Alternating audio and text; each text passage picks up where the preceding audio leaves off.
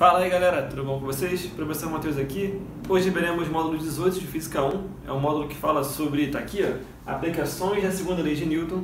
E são alguns casos especiais, os casos específicos, que são três, né, que a gente vai ver nesse módulo: elevadores, roldanas e plano inclinado. São basicamente as máquinas simples que a gente vai ter aqui. A gente vai passar um pouquinho por elas. Não são todas as máquinas simples, tem outras que não estão nesse módulo. Mas a gente vai ver então nessa ordem direitinho aqui. Vou fazer o seguinte: vou cortar o vídeo em 3 pedaços. Na primeira parte eu falo com vocês de elevadores, faço exercício, mata a primeira parte e pula para a segunda. Roldanas, mesmo esquema, explicação, exercício, corta e a gente vai e fecha aqui em plano inclinado também, fazendo teoria e fazendo exercício. Beleza? Vamos começar então? Bom galera, começando aqui, ó, já botei para vocês elevadores e fiz um desenhozinho aqui, né? Uma tentativa de desenho, na verdade, para tentar organizar nosso pensamento aqui, ó. Botei um elevador, quadradinho, uma pessoinha aqui dentro, nosso objeto, e botei as forças que atuam sobre ela, tá? Tem um peso, porque a gravidade vai estar sempre lá, então te puxa para baixo. E como ela está em cima de uma superfície, né, vulgo chão do elevador, a superfície faz uma força para cima, que é normal. Então, duas forças ali, peso normal. Adicionei no meu desenho uma balança, porque as questões de elevador geralmente trabalham com a palavra balança, tá? Balança, a gente sabe que na vida real da gente, a gente usa a balança para medir a massa, né? Sobe lá 80, 90, 100 quilos e tal. Ainda mais depois da quarentena, né? Que tá sinistro aqui. Mas, enfim.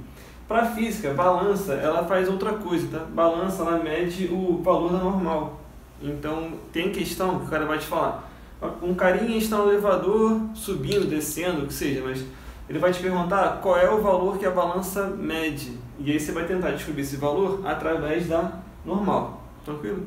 Então, balança é utilizado para pedir normal, já sabemos disso. E aí tem algumas possibilidades, tá, do elevador, né? Algumas coisas podem acontecer.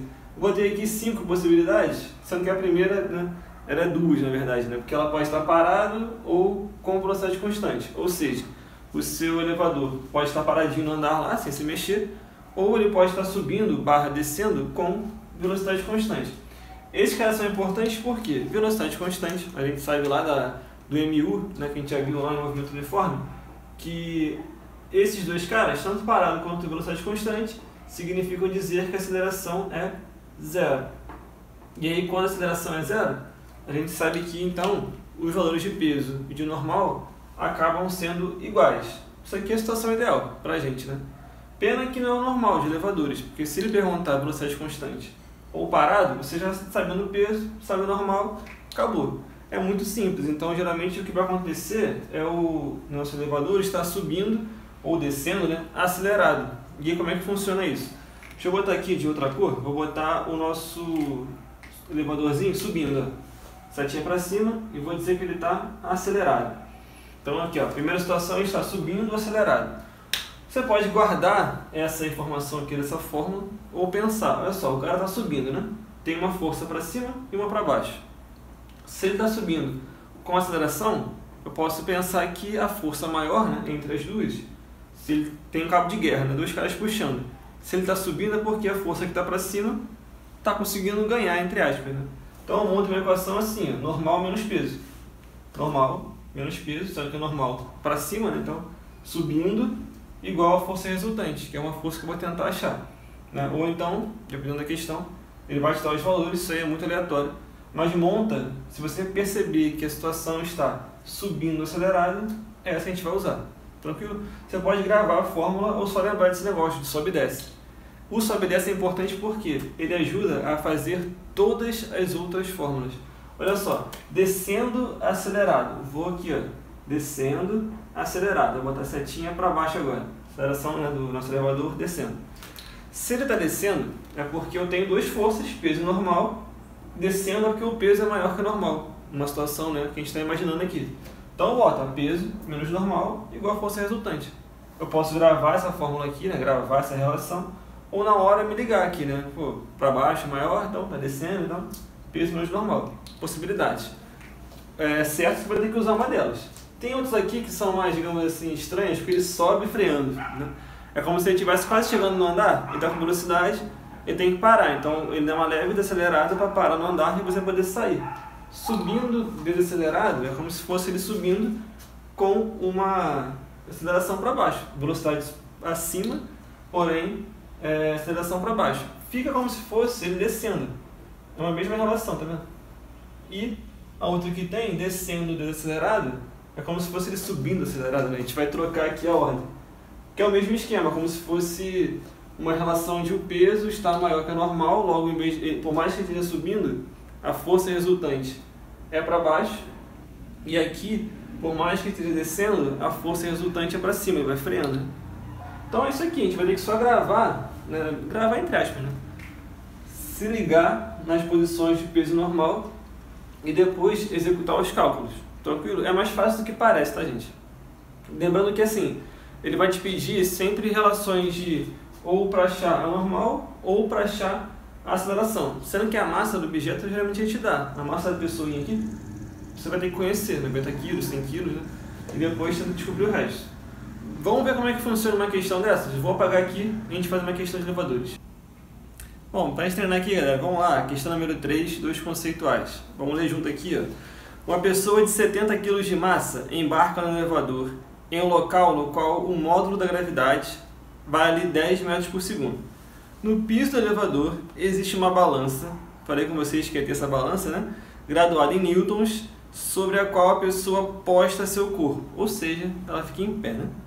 Considere as situações de 1 até 7 e descritas a seguir e determine em cada caso a indicação da balança. Quando ele pede indicação da balança, fica na mente que ele quer saber a força normal, tranquilo? Então vamos fazer aqui, eu nem apaguei, para a gente poder usar aqui nossa bolinha. Vamos fazer da 1 até a 7 muito rapidinho, ó. Número 1, ele fala o seguinte, o elevador está parado. Elevador parado significa dizer que não tem aceleração, logo a gente pode falar que normal e peso têm os mesmos valores. Então normal e peso vão ter o mesmo valor. E o peso a gente consegue descobrir fazendo rapidinho a fórmula dele. Vou até botar aqui em cima para não enrolar muito. Peso é aquele M vezes G, massa vezes gravidade. Quando a gente pega os valores do enunciado, eu vou dizer que é 70 vezes 10. 70 vezes 10 vai dar 700 newtons. Então o peso dele vale isso aqui.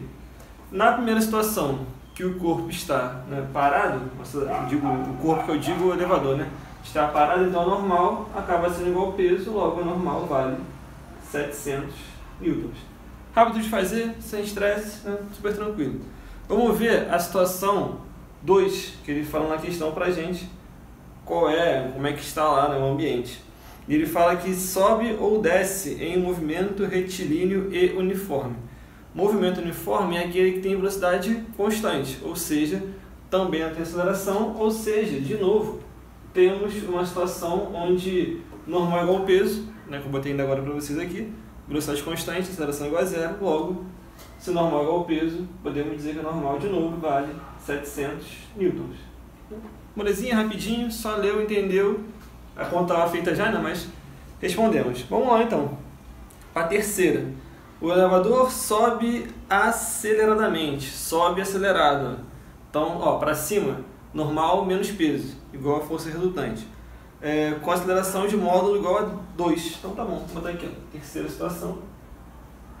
Se ele está subindo, vou botar aqui força resultante vai ser igual a normal menos peso. E aí a gente abre a conta, a gente vai abrir essa fórmula aí. Lembrando que a força resultante, vocês conhecem como segunda lei de Newton. E vocês conhecem que é M vezes A, né? Massa e aceleração. Normal, não sei quem é, a gente vai conseguir descobrir daqui a pouquinho. E o peso, ele não vai mudar, tá? Porque a massa e a gravidade são constantes aqui. Então, nosso peso ainda vale 700. O que você vai fazer, na verdade, é o seguinte. Você conhece a massa do objeto, né, da pessoa, no caso, que é de 70 kg. E na situação 3, ele fala que a aceleração com que o elevador sobe é de 2 metros por segundo. Então, eu vou trocar aqui. Em vez de botar o A de aceleração, um A qualquer, eu vou botar o 2, porque ele fala que o elevador sobe com 2. E o 70 que é a massa. 70 vezes 2. Tranquilo? E vou, né, para complementar, vou pegar o 700 que está aqui, vou jogar para o outro lado da equação. Era menos, vai ficar mais 700. Igual ao N. No final aqui das contas, o que eu vou fazer? Eu vou somar. Vou somar 700 com o resultado do pai grande, para abrir espaço. vou somar aqui o 700 com o resultado do que eu tenho de 70 vezes 2, né? 140. Então eu vou somar 700 mais 140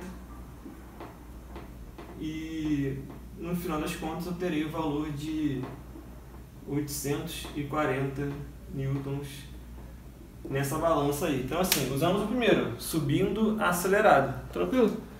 É aquilo, gente, não tem muito estresse não. Aqui é só você realmente usar as relações. Na quarta posição, digamos assim, né? Na quarta proposição que ele vai te falar, ele fala o seguinte: o elevador sobe retardadamente com a aceleração de módulo 2. Então ele sobe freando, ou então é o famoso sobe desacelerado aqui, ó. É a situação aqui. Então eu vou fazer basicamente uma mesma conta, que eu vou botar aqui, ó. Quarta situação. Só que é claro, eu não vou usar essa relação, né? Vou até apagar para não confundir. Já utilizamos. Então vamos usar a relação de agora. Força resultante, peso menos normal. Força resultante, peso menos normal. Tranquilo. As forças, né, são as mesmas, porque olha só. Força resultante é massa, aceleração. Então vai valer de novo 70 vezes 2.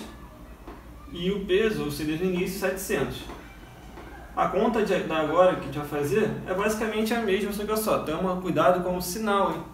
Vai passar para lá, vai ficar 140 menos 700 igual a menos n de normal. Tranquilo? Aí tu vai diminuir 140 em 700, ou vice-versa, mas lembra que o sinal final aqui vai ficar menos normal, e quando diminuir 700 e 140 vai ficar 560 negativo. Aí menos de um lado, menos do outro, a gente pode, né, tirar o sinal aqui. Normal igual a 560 newtons. Então também fizemos a quarta pedida dele aí. Então fizemos já a primeira, segunda, terceira e quarta. A quinta e a sexta eu acho que vai ser fácil de fazer, porque olha só. A quinta ele pede que quanto vai ser o elevador desce aceleradamente com aceleração de módulo 2. Então vou botar aqui, ó. Vou botar aqui em cima, quinta possibilidade, só para a gente não perder aqui a nossa cola. Desce acelerado, não é isso? Desce acelerado, a gente já fez uma conta meio parecida, porque quando desce acelerado é força igual a peso menos normal. Só que olha só, força, peso menos normal, a gente fez aqui agora. Força, peso menos normal. Matematicamente falando, a gente vai obter o mesmo resultado. A gente vai chegar de novo que normal é igual a 560 newtons. Tranquilinho? E a sexta possibilidade aí que ele pede pra gente fazer cadê? Elevador desce retardadamente, ou seja, desce desacelerado. E aí quando você monta lá na nossa lei de Newton, fica força normal menos peso. Força igual a normal menos peso do R. Eu já fiz isso antes. Força normal menos peso aqui, ó, tá feita. Então o resultado da minha conta toda, quando eu faço essa armação aqui, eu chego de novo em 840 newtons. Não preciso refazer, né? Já está feito ali 840 newtons. Tranquilo? Tudo feito, então fizemos da 1 ao 6. Vou apagar nossa colinha aqui que já foi, né, utilizada. Para fechar a questão número 3, falta só a última proposição dele, que é a proposição 7. Tranquilo? Que é o que ele fala, o elevador cai em queda livre devido ao rompimento dos cabos. O cara chega lá e corta tudo. E aí na situação, cara, quando, né, o cara corta o cabo, o que acontece é que a pessoa fica meio que, entre aspas, né, assim, flutuando. Ela meio que perde contato com o chão. Ela fica lá no... não é o ideal, mas ela fica meio que voando. Então, se ela não tem contato com o chão, não tem pé na balança. Se não tem pé na balança, então não tem medição nenhuma. Nesse caso, a normal acaba sendo 0. É uma situação meio assim, limite, né? É o máximo possível. Matematicamente falando, é como se fosse essa continha aqui, só que com o MG, o MA aqui, valendo 10. Ela vai fazer tipo 700 menos 700 igual a 0. Mas uma situação mais prática, é como se ela perdesse o contato mesmo com a balança. E sem contato não tem medição, então normal igual a 0. Tranquilo? Se puder fazer depois aí em casa, tenta fazer a 7 dessa mesma lista de conceituais. É bem parecido, só que lá a 7 ele fala de peso aparente. Peso aparente é a mesma ideia de normal, tranquilo? Mesma conta, mesma formulinha aqui, dá para fazer igualzinho. Tenta lá 7, enquanto isso, a gente parte para a próxima parte da nossa aula aqui. Bom, seguindo aqui agora, vamos para a parte de roldanas, também conhecida como polias móveis, tá? Eu fiz um desenho aqui tentando botar umas polias. Lembra que polias são aquelas partezinhas redondinhas que aparecem no problema? Que elas são como se fosse, literalmente, né? Uma roldanazinha que você passa uma cordinha e ela faz esse giro acontecer, então você consegue levantar alguma coisa por ela e tal. Tem muito disso em construção civil, né? Em obra. Mas olha só, eu botei aqui um desenho que tem 3 polias, 3 roldanas, só que 2 aqui são móveis e uma é fixa. Para fazer a questão, para usar a fórmula que a gente vai aprender agora, você vai ter que contar quais são as polias móveis e como é que se descobre qual é móvel, qual é fixa. Pelo desenho, tá? Olha só, essa primeira aqui é diferente das outras. Essa primeira roldana, a primeira polia, ela está sendo, né, meio que conectada ao teto pelo centro dela. Se você reparar que tem uma figura dessa, não, uma roldana, uma polia, que está conectada pelo centro, você vai chamar ela de fixa, tá? Então, essa primeira aqui, ela é uma polia ou uma roldana fixa. E ela não vai entrar na nossa fórmula. As outras duas, repara bem, não está em nada no meio delas. Elas estão conectadas pelas bordas, né? Então elas, né, essa forma de ligação, a gente chama de polia móvel. Tranquilo?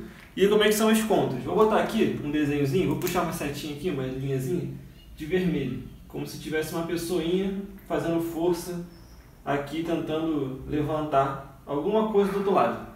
Então ele está segurando uma corda, está puxando a corda. Deixa eu desenhar aqui, ó, como se a corda estivesse fazendo esse caminho. Vem na primeira polia, aí vem na segunda, vou botar aqui na redondinha aqui passando em tudo, vai na terceira e desce numa caixa aqui. Ó. Pronto, tem uma pessoa tentando levantar uma caixa. Vou botar aqui que essa caixa tem peso de, sei lá, 1000 newtons. Pronto, então peso de 1000 newtons, beleza? O que essas polias fazem? A fixa basicamente não faz muita coisa, não muda muito a sua conta. Ela só meio que transporta, né, entre aspas, a força daqui para cá. Ela meio que transfere a força da mão da pessoa para a caixinha, o peso dela. O grande diferencial são as duas que tem aqui. Essas duas que eu botei aqui, que são as móveis, né? Nem botei para você escrito, mas são as móveis. E elas têm a propriedade de cortar pela metade o esforço que o cara faz. Tipo, se eu tento levantar uma caixa de 1000 newtons, eu vou ter que fazer uma força de 1000 newtons, né? Para fazer ela subir pelo menos com velocidade constante. E aí, o que esse cara faz aqui? Cada polia móvel corta o meu esforço pela metade, ou seja, tem que fazer 1000. Botei uma polia móvel, cortei pela metade, 500. Ah, botei mais duas, pô, 500, então vou cortar de novo, 250.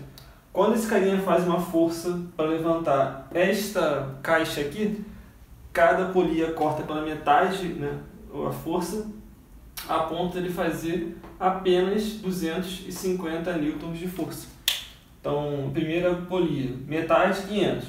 Segunda polia, metade, 250.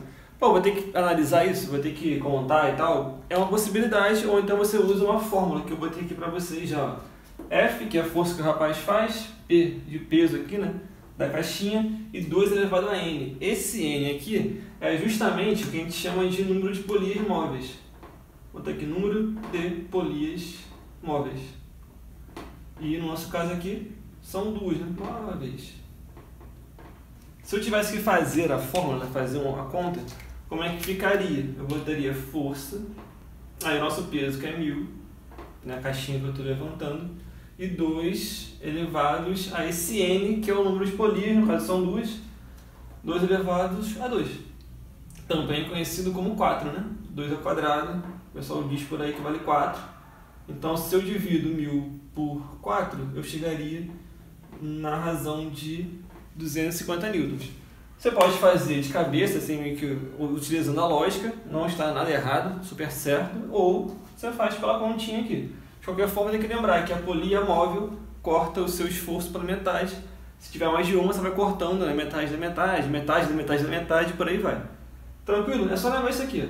Lembrou isso aqui ou lembrou da questão do corte no meio, está resolvido. Para garantir, vamos fazer uma questãozinha sobre isso aqui também. Pega lá a tua apostila.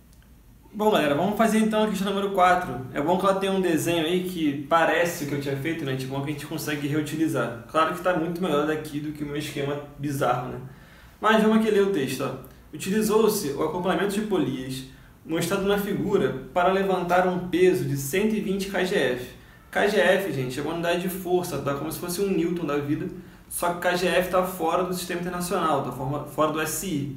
Então não é muito normal aparecer, mas está aqui, tá? Ó, desprezando-se o atrito e considerando as polias e as cordas ideais, o módulo da força F, que equilibra o peso em kgf, então assim, não precisa converter, né, ele quer já em kgf, é igual a tantantan. Então beleza, assim, parece muito o que a gente fez agora, só que ele botou aqui um peso de 120, e ele queria saber com que força eu consigo levantar isso aqui.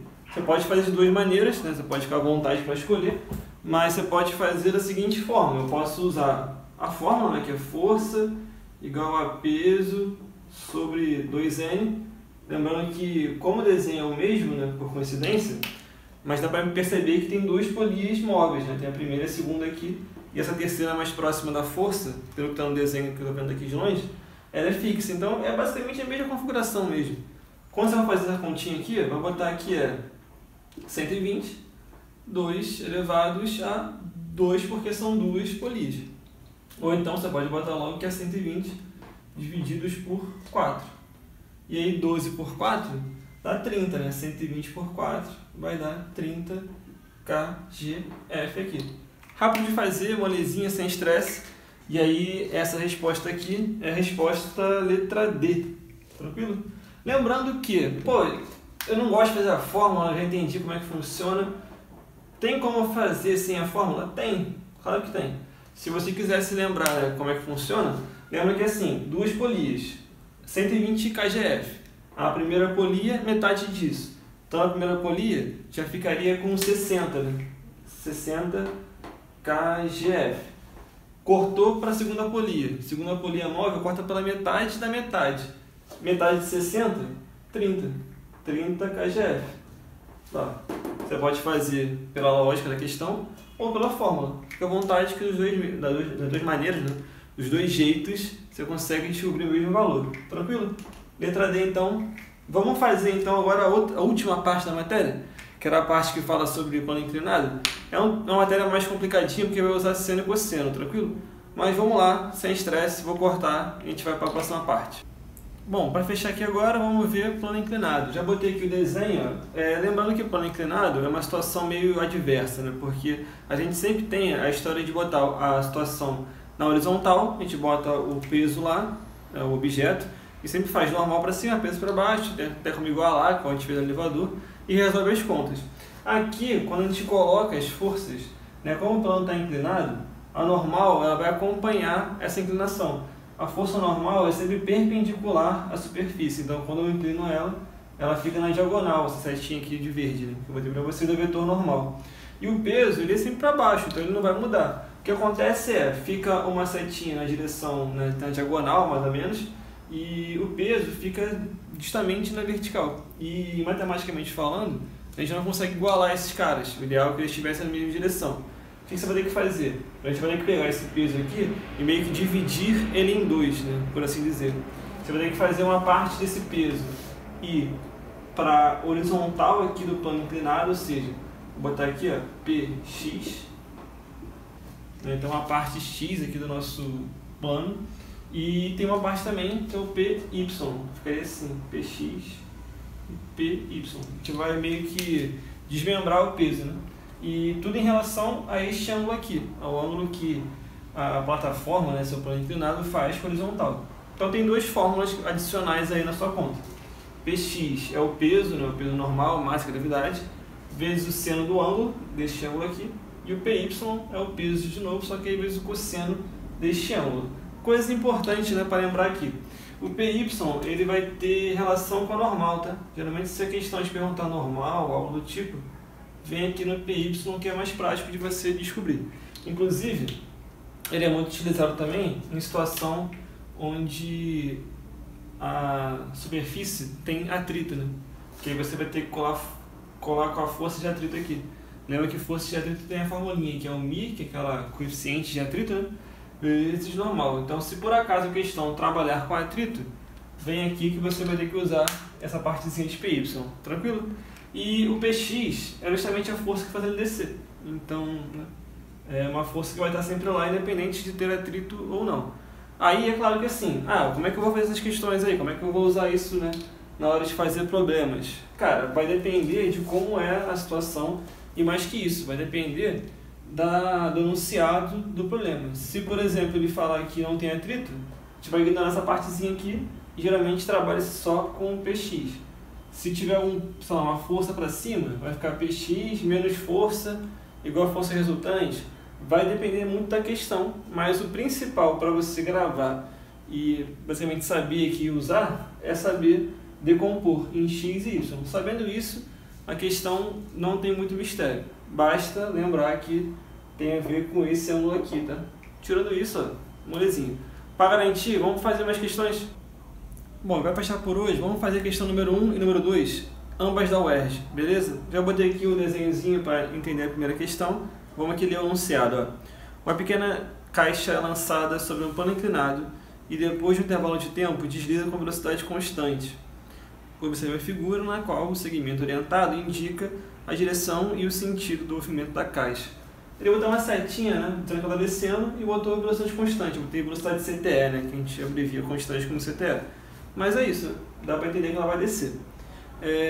Entre as interpretações a seguir, aqui melhor indica as forças que atuam sobre a caixa a gente dá aí várias, né, opções, é uma questão meio que teórica, né, você vai só trabalhar com a indicação das forças que atuam aqui, tranquilo?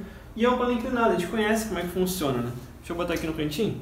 E eu anotei duas coisas importantes. Botei velocidade constante, né, que ele falou pra gente, e eu botei atrito.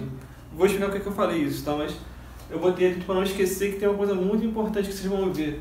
Porque velocidade constante são dois casos que podem acontecer isso, né?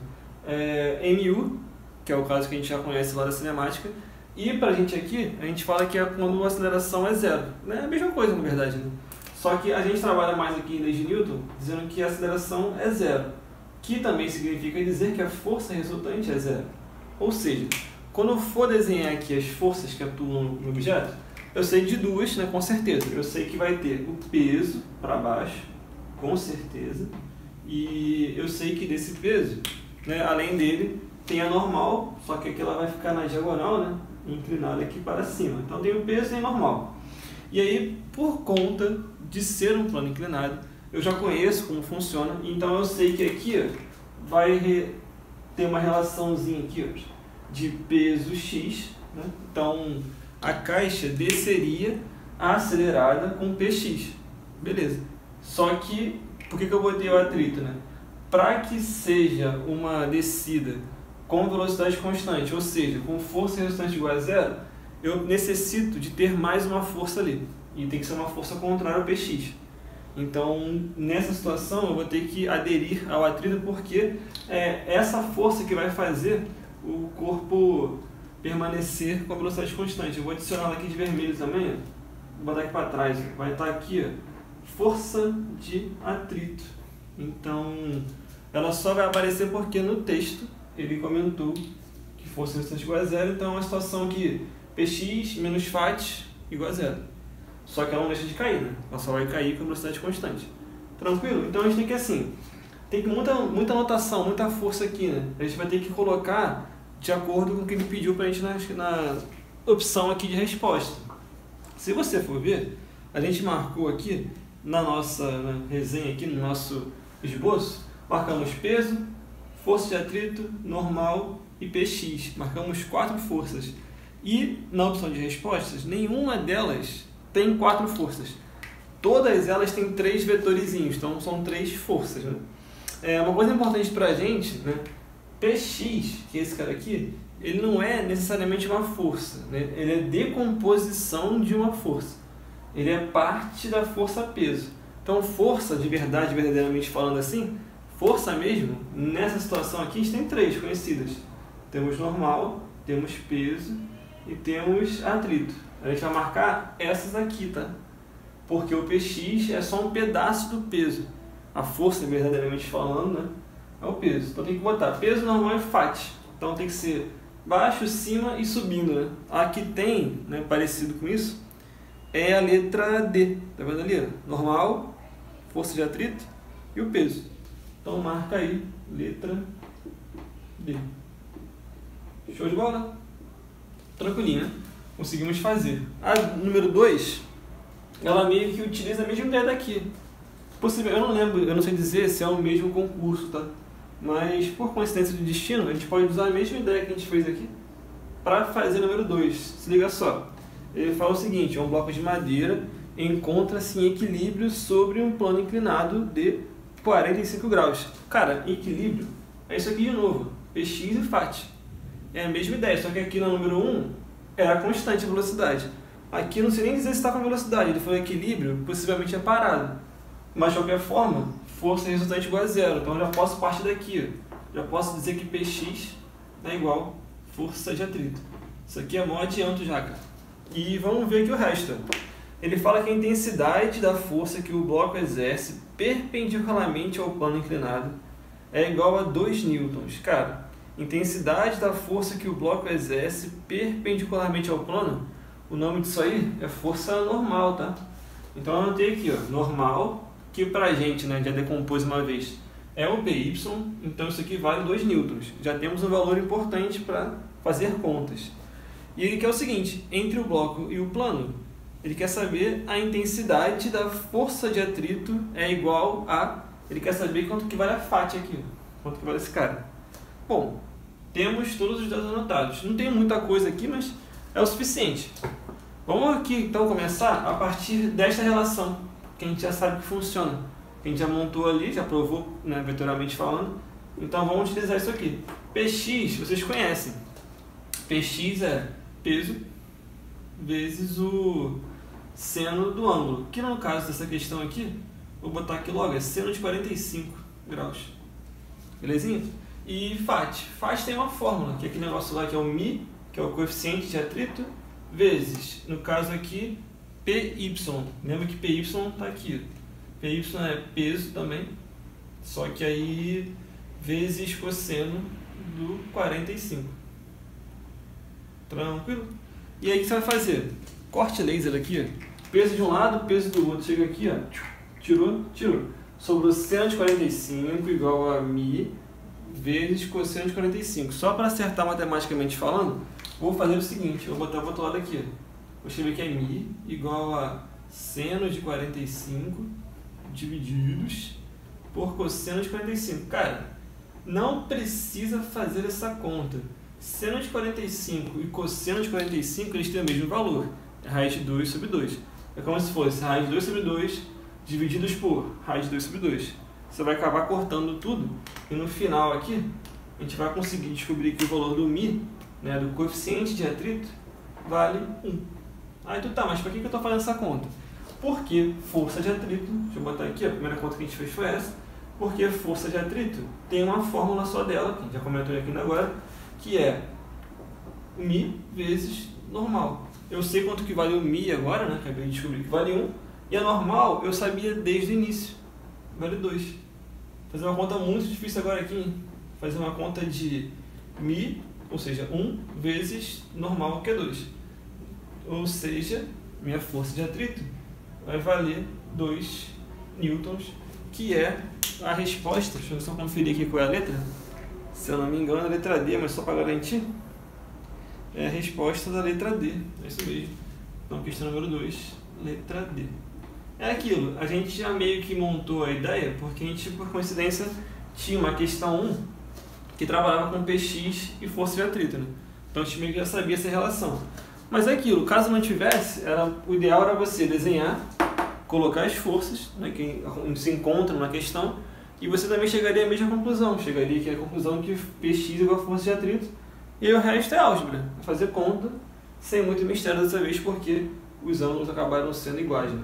Mas tranquilo, que os valores dos senos e cossenos estão iguais, né? Então era basicamente isso, beleza?